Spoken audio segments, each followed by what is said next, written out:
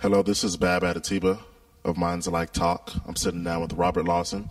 He holds a Jerome M. Fullenwinder Chair in Economic Freedom and the William J. O'Neill Center for Global Markets and Freedom at SMU.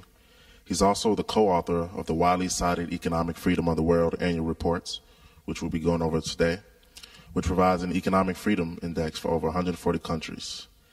He received his master's and doctor's from Florida State. I hope Florida's doing okay. Oh, yeah.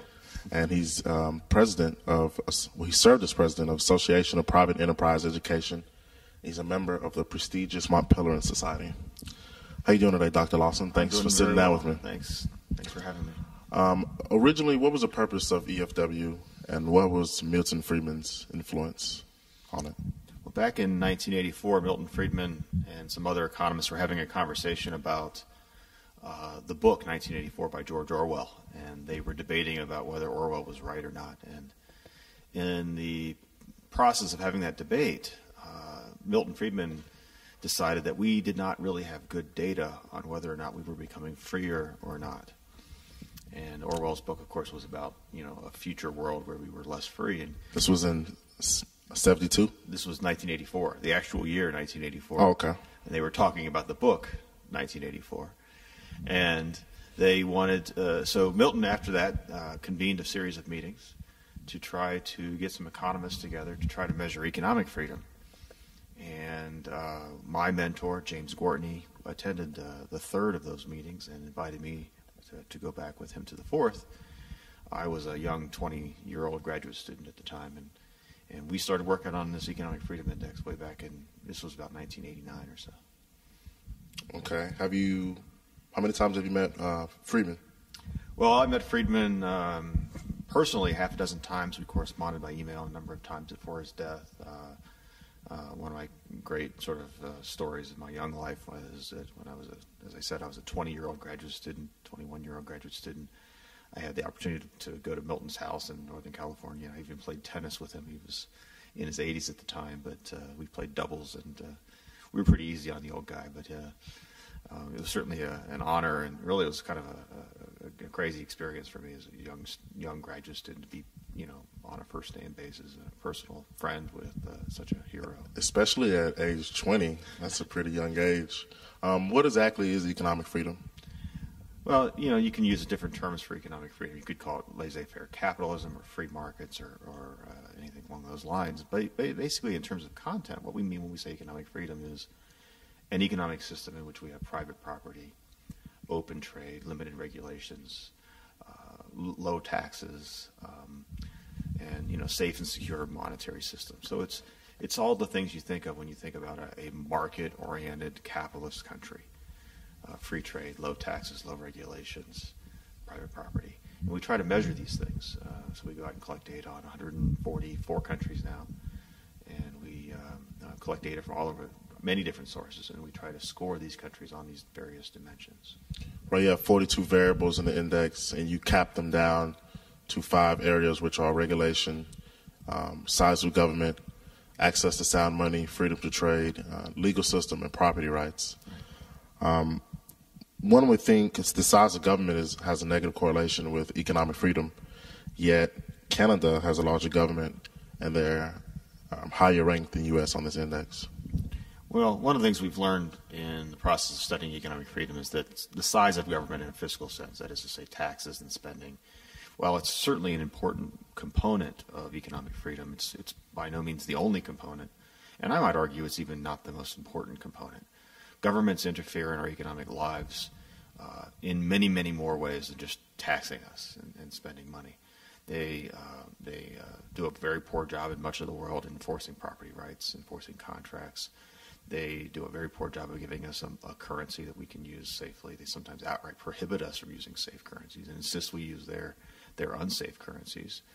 They're intervening in our trade policies, and they regulate us a lot. So when you put everything together, taxes and spending certainly matter, but they're not the only things that matter. If you wanted to compare the United States with Canada, to a certain extent that's splitting hairs. I mean, we're very close. We're very similar countries.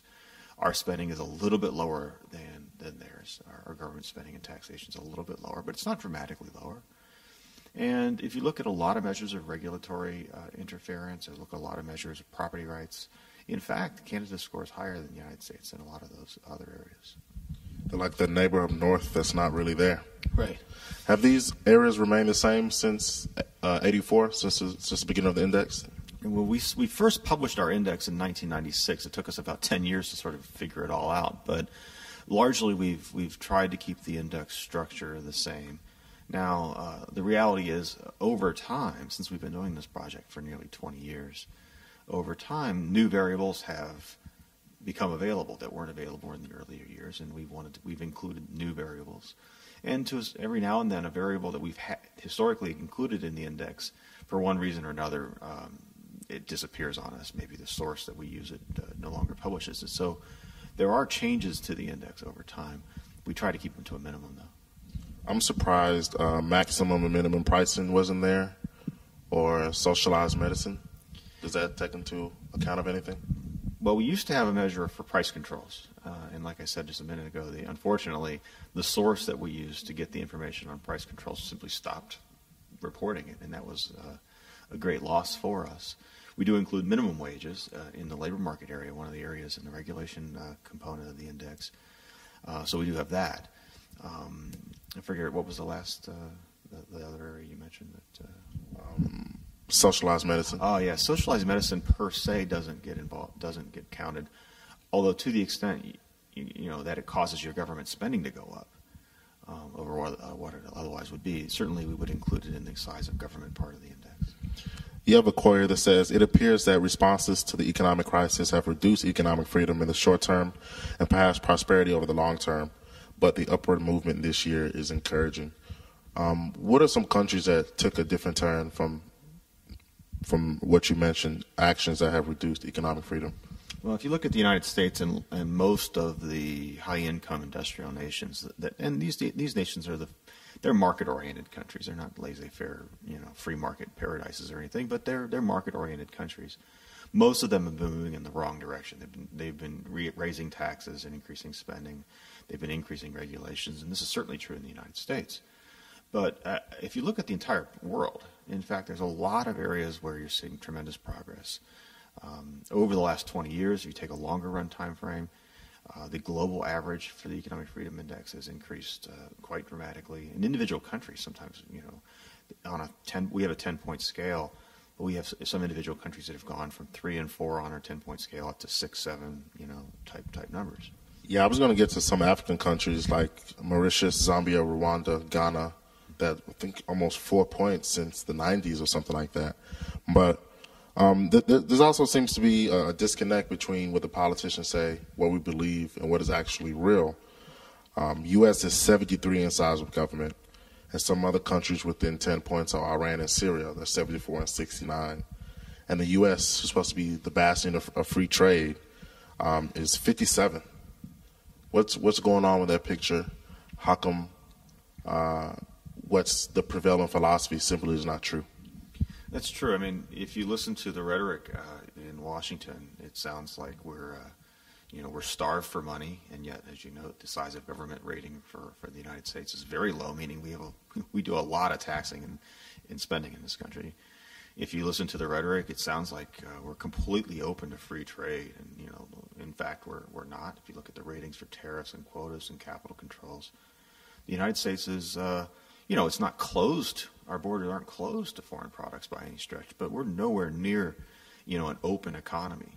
We're nowhere near to the kind of free trade that, Adam Smith advocated in The Wealth of Nations, for example. So, you're right. The rhetoric of the United States being a free market, capitalist, open, free trade, low tax, that rhetoric is really not 100% backed up by the actual hard data that we find. Get on Hong Kong for a second. Despite, you put in the index, the report states, despite climate, location, cultural characteristics, colonialism, maybe we can add, how does Hong Kong, an island, rank at number 1? Well, I mean, Hong Kong is I didn't need to do this index to know that Hong Kong was number 1. I mean, their top tax rate's 15%. They have 0 tariffs. They really and truly are free trade. They've got a very safe and secure monetary system, a very safe and secure property rights regime, and so on and so forth. So how that came about is kind of an interesting story. It mostly came about because the British colonial governors, most importantly a guy named Sir John Copperthwaite, he largely ignored the place. I mean, ironically, he just sort of went there as governor and sort of let them do their own thing. And the colonial government didn't really impose a lot of rules and restrictions onto the territory of Hong Kong. And the result was, of course, this amazing flourishing of human creativity, ingenuity, and activity.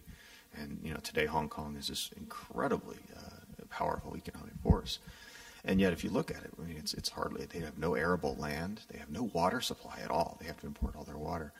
I mean, if you were sort of picking a place on Earth to sort of start, you probably would not go to this barren rock, in the middle. And most people nowhere. can't point it out on a map either. That's right. Yeah. So it just goes to show that even if you have a lot of challenges, colonialism and devastation after World War II. I mean, if you have a lot of, it just goes to show that if you give people some economic freedom, they can overcome those challenges if you just let them.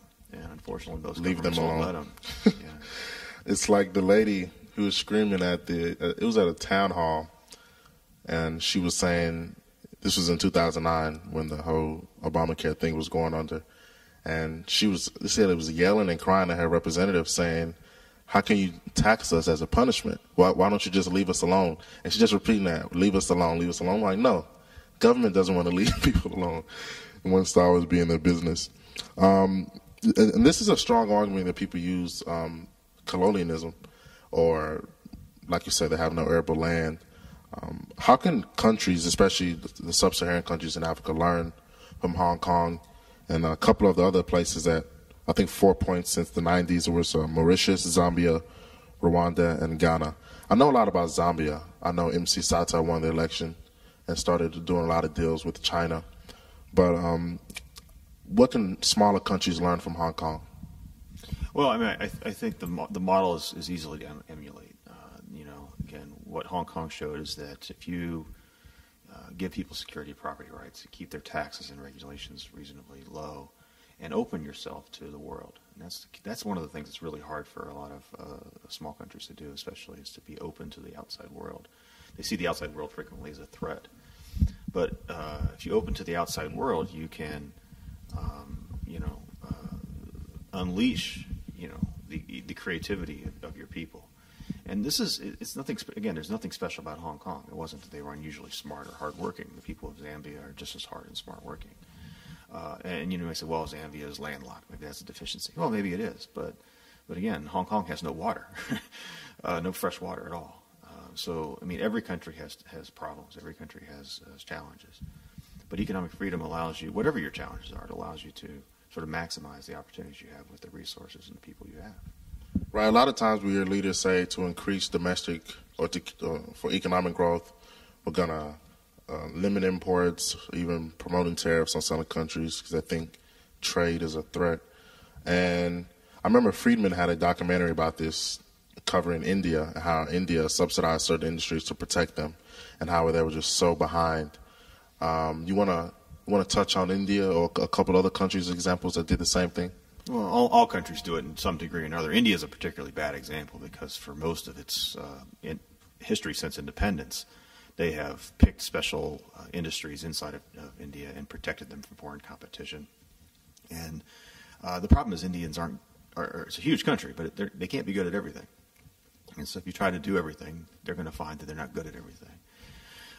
And rather than trade with other people who are relatively good at doing certain activities, they're trying to do them all themselves. Comparative, relative. It just doesn't work. Yeah. But it's an argument we hear in the United States. It's an argument you hear in all countries that trade is a threat. I wish someone would stand up and talk about consumers. You hear about the factory that closed because of foreign competition, but you don't hear about the tens of millions in this country, hundreds of millions of consumers who benefit from those less expensive imports. And we don't even consider the other side of the coin. Like, I made a joke, I was tweeting about this the other day, that what if we decided to protect paper, pen and pencil, and mail deliverers instead of email? And that's not a side we look at that often either. And even Romney, during the debate, he said we're going to put tariffs on China. And he doesn't even seem interested in defending free trade or jobs, quote unquote, going overseas. Well, it's shocking that we live in a world where our politicians will react only to these very small and narrow special interests, and whether it's the tire manufacturers or one of the worst examples, of course, is the sugar programs, where a tiny handful, literally the number of people who benefit from the sugar program, numbers in the hundreds, a tiny fraction of people, and yet you and me and the other 310 million Americans who buy anything made from sugar, candy, Coca-Cola, pretty much everything that's made with sugar, we're paying a nickel, a quarter, a dollar more for each and every one of those things, because just to help a few hundred people. And by the way, the average sugar farmer is far wealthier than the average consumer. And so we have a political system here where, in the name of jobs or in the name of protecting ourselves from foreign competition, what we're really doing is harming hundreds of millions of American consumers, primarily to enrich a handful of people who, in fact, are quite rich already. And it's sort of backwards, And so, if you really want to help the poor, you want to make their cost of living low. You want to have them access to affordable products. Yeah, Protection does the opposite of that. The farmer of today is definitely not the farmer in the 1800s. He's a very wealthier than the average citizen, and it's kind of funny during the debate. The president was very happy that he protected Americans from cheap tires and cheap goods. I'm like, this is backwards. That's not a bad thing. It is exactly backwards. I like cheap stuff. I don't know about you, but I like cheap stuff. As a consumer, I like cheap things. And we don't make ourselves better off by intentionally buying things more expensively than we have to. And that's the logic, though, of these protectionists. Right. We hear politicians also say we don't want to end up like Europe, referring to the welfare and size of government. Yet the index places New Zealand, Finland, Estonia, Denmark, and the UK above the U.S. Why is that? Well, we are like Europe now. Again, the rhetoric may not match the reality, but the reality is we are like Europe. If you look at our taxation policies, they'd be sort of middle of the pack by European standards. If you look at our regulatory structure in the United States, in many dimensions, in fact, I'd argue that European regulations are much more sane and sensible than in the United States. So we are statistically speaking anyway, we are like Europe. I think 10 years ago, or certainly 15 years ago, you could have made an argument that we were different, that we were a cut above. We were more like Hong Kong and Singapore, and less like, Germany or Finland or Denmark or whoever. Today, we are clearly, we've moved into the statistical realm of those European countries. That's the reality of it. I think we should have a debate about this, though. We should have a debate about whether or not we want to live in a environment where 20-year-old college students are in France are planning for retirement. Wow. I don't think that's good for America. I don't think it's good for any country to live in a world where the young people who should be planning their lives and their productivities and their creativities for their lives, in fact, are planning for how they're what their pension's going to be. Why did we receive the 1-point decline in freedom to trade internationally, and why do we receive a 1-point decline in the overall index? The freedom of trade internationally declines mostly have to do with capital controls. This has a lot to do with the war on terrorism since 9/11. The United States has put on a lot of restrictions and new red tape on capital flows, particularly financial capital flows, but also even foreign direct investment. That's the explanation there. It isn't that we have really increased our tariffs across the board or anything, although we have an occasional tariff like the one with tires or the ones with steel. Now, the overall decline, though, mostly has to do with property rights. We have we have 9 variables now in the property rights area. They're mostly based on other surveys that are done. But if you want one example, there's a question in one of the surveys, and that we use the data. It asks, how impartial are the judges in your country? It's a simple question. It's a survey question, but it's, how impartial are judges? Well, in the year 2000, for that very same question, for the same survey it's given every year, the United States on a 10-point scale, had about a 9 out of 10. This last year, that same question, how impartial are your judges, the number was less than 6 out of 10. It's like 5.8 out of 10. That's a horribly bad sign. If that's true, and I think it is true. I think it is true that our courts are suspect. Our courts in the last 10 years the Supreme Court has ruled that it's okay to take one person's property to give it to another person, not for public use like a road or a bridge, but simply because the other person is more politically connected and is going to build a shopping mall or something. And this is the most recent data is from 2010, correct? Yeah. You have, by 2010, the United States had also fallen behind Finland and Denmark, 2 European welfare states, and now trails Estonia due to, quote, transfer subsidies, calls for the drop in property rights. You think it would decline further if you had the most recent 2012 data? It's hard to say, and I try not to prognosticate too much. I sort of look at myself as just the messenger. So, but having said that, our data are always about 2 years behind. So we just released the 2012 report, but that's 2010 data. So the 2012 data will come out in 2014. Nothing that I can think of that's happened in the last couple of years leads me to think that the ratings are going to improve much. A law is just trying to be passed. I think Schumer is trying to push it, the Repatriate Act. Have you heard of that?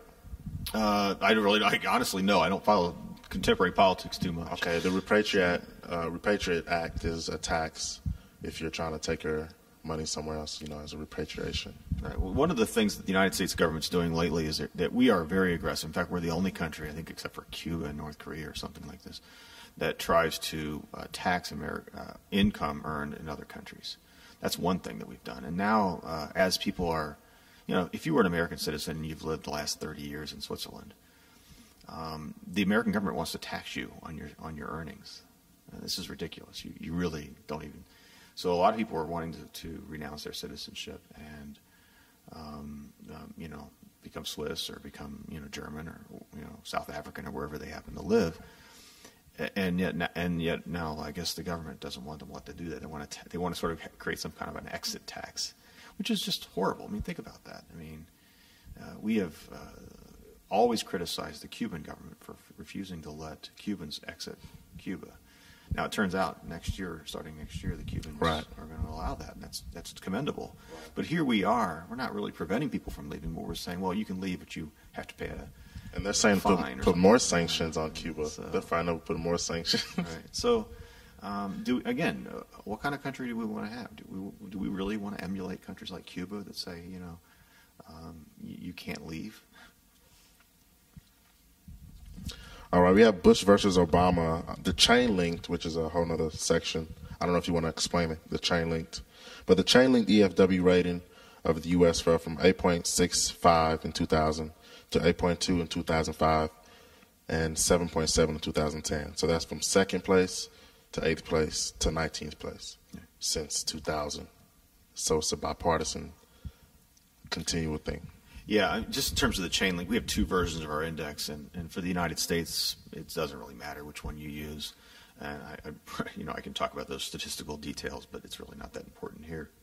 But it is important to recognize that for the United States, we saw the rating fall under the Bush administration, Bush Republicans. Nominally, I suppose, supposedly the party of free markets, the party of free market capitalism. And yet the rating fell dramatically under Bush. Under the first couple years of data we have for the Obama administration, it's continued to fall. We saw the rating go up during the Clinton era. Right? So if you look at the movements in the Economic Freedom Index, it doesn't seem to correlate very closely at all to the party in power. This is true not only in the United States, it's true in other countries as well. We've seen in many countries that nominally socialist governments, in fact, put in a lot of liberal reforms. And sometimes the supposed right-wing government, if that's the right word, in fact, is the most resistant to economic freedom reforms. So I tend to give politicians the benefit of the doubt. They say what they say and what they do are frequently very different things, and it goes both ways. Sometimes the party that sounds good is bad, and the party that sounds bad turns out to be good. The more mature democracy, the decline of economic freedom, and the increase of government dependence, that's what the report states. Has that kind of unconstrained democracy seeped into America? And are there any other countries that you think this is happening to? Well, democracy is a very powerful force for restraining the power of government, and it is a worthwhile thing to have a democracy, so we can throw the rascals out, as they say. But at the same time, it's worth recognizing that democracy, if unchecked, if unconstrained, can be a tool for basically picking on the minority. A group of people voting themselves wealth at the expense of other people. We don't want to live. I don't think we want to live in a world where we steal from each other simply because I've got more people voting for me than you have voting for you. It doesn't give me the right to take your property. And yet, democracy, if we don't understand that democracy is supposed to be about protecting our rights, it's not supposed to be about taking from other people. Yet, I worry about our own democracy. I worry about democracies all around the world where it becomes a game whereby people use the political process, they use the voting process and the politicians to essentially rob and pillage from those groups in the country that are not as politically powerful as they are. And that happens in democratic countries just as much sometimes as it does in sort of autocratic countries. There is a correlation, though, between democracy and economic freedom. It's worth remembering that if you look at the typical countries that score well on our index, they tend to be democratic countries. The countries that score at the bottom of our index tend to be, autocratic countries. So there is a correlation. But democracy and economic freedom are they're not exactly the same thing. I've heard some economists argue economic freedom not only prefaces political freedom, but is more important. Do you agree with that notion? No, I don't know what more important is a little bit strong, but I think there's a lot of evidence that economic freedom is a precondition, a necessary condition for political liberalism. And political liberalism here means not just voting; it might mean freedom of speech, freedom of religion, freedom to walk around the street without being harassed, and things that kind of thing. I think that economic openness, an environment of commerce and culture that you have when you have economic freedom, that is a precondition for those other sorts of freedoms. You don't always have it the other way. You can have freedom of speech, but then still have a tightly regulated economy. So I think there's evidence to say that economic freedom is a powerful undergirding force to reinforce the political freedom. So even if you care only about political freedom and don't care at all about economic freedom, I would still argue that you should like economic freedom because it's an instrument to achieve political freedom. And in Hong Kong's situation, they lack political democracy as well, political freedom as well. Okay, in the last part of the report, you have some exhibits. I wish I had, which is a video. I'll be sure to post them on my blog, though. Countries with more economic freedom have substantially higher per capita incomes. I think it's like 2,000 versus like 11,000 because you divide them into 4 quartiles. Countries with more economic freedom tend to grow more rapidly. The amount of income as opposed to the share earned by the poorest 10% of the population is much higher in countries with higher economic freedom that thinks of when we say the American poor is not really poor. In fact, I was looking at a study that said like 96% of those below the poverty line have a TV, refrigerator, microwave, computer, all of these things. Are there any other countries beside the obvious ones, Switzerland, New Zealand, that have maybe in between the 3rd and 4th quartile, or that's just on the edge of becoming to that level, to the 4th quartile level? Oh, well, sure, there's always countries that are right on the border. But your original point, we have, kind of a joke, we have the richest poor people in the world in the United States. I mean, and I'd rather be rich in the United States than poor in the United States, don't get me wrong. But I think I'd rather be rich in the United States or excuse me, I'd rather be poor in the United States than rich in, a lot of countries, the Democratic Republic of Congo, for example. So, what we have in the index is a series of charts that look at income, not just for the average person, but for the poorest people. We have charts that look at life expectancy and charts that look at growth rates and so on. And what these charts show is the very strong and powerful correlation between economic liberalism, economic freedom, and all kinds of measures of well-being. The bottom line is, no matter how you slice and dice the data, countries that pursue economic freedom have better economic outcomes. The people live longer, they're richer.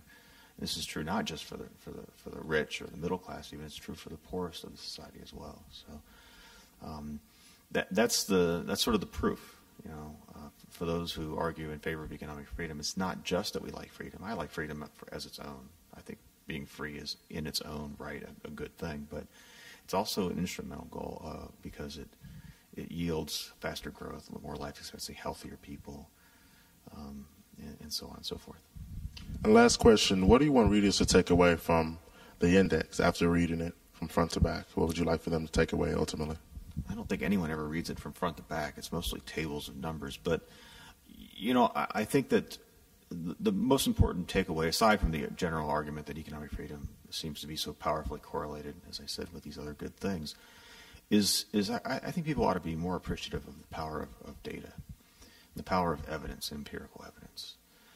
People will say things that are just, frankly, they'll say things that are not true. I mean, you'll hear someone say, countries that use markets are dirtier, have more pollution than countries that have more regulations. Well, you know what? That's not true. And we can actually get data showing that's not true. And so people have all these beliefs, and frequently those beliefs are just empirically false. It's not a matter of right and wrong. It's just that that's actually false. And with the data that we have in the Economic Freedom Index, you can demonstrate with hard numbers that what you thought was true about the world, in fact, isn't true. Thank you very much for sitting down with me, Dr. Lawson. Thanks, it was a nice chat. Thank you very much.